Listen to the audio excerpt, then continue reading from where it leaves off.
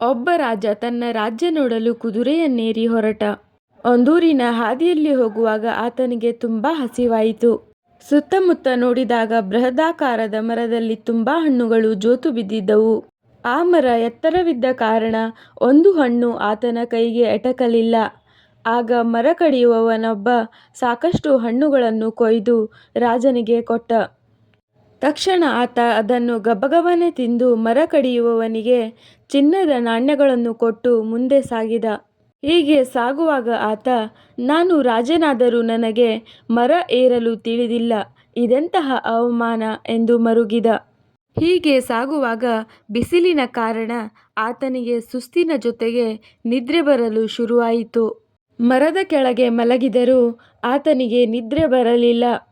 ದೂರದಲ್ಲಿ ಮರಗೆಲಸದವನೊಬ್ಬ ತನ್ನ ತಲೆಗೆ ಕಟ್ಟಿದ್ದ ತುಂಡು ಬಟ್ಟೆ ಹಾಸಿ ಗಾಢ ನಿದ್ರೆಗೆ ಜಾರಿದ್ದ.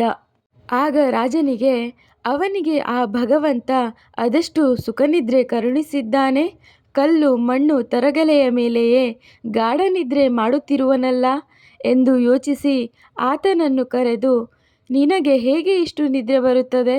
ಈ ಮಣ್ಣು ಧೂಳಿನಲ್ಲಿ ನನಗೆ ಕೂರಲೂ ಮನಸ್ಸಾಗುತ್ತಿಲ್ಲ ಎಂದ. ಆಗ ಮರಗೆಲಸದವ, ನಮ್ಮ ಬದುಕೇ ಹೀಗೆ, ಕಷ್ಟಪಟ್ಟು ದುಡಿದರೆ ದೇಹಕ್ಕೆ ಆಯಾಸವಾಗುತ್ತದೆ, ಆಗ ಎಲ್ಲಿ ಮಲಗಿದರೂ ನಿದ್ರೆ ಬರುತ್ತದೆ ಎಂದ.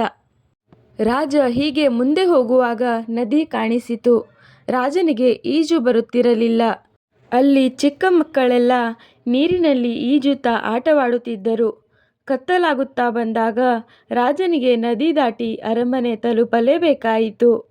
ಕೂಡಲೇ ಅಲ್ಲಿದ್ದ ಜನರನ್ನು ಕರೆದು, ನಾನು ರಾಜ, ನನ್ನನ್ನು ಮತ್ತು ಕುದುರೆಯನ್ನು ಈ ನದಿಯಿಂದ ದಾಟಿಸಿ ಆ ದಡಕ್ಕೆ ಕೊಂಡೊಯ್ಯಿರಿ ಎಂದು ಆಜ್ಞಾಪಿಸಿದ.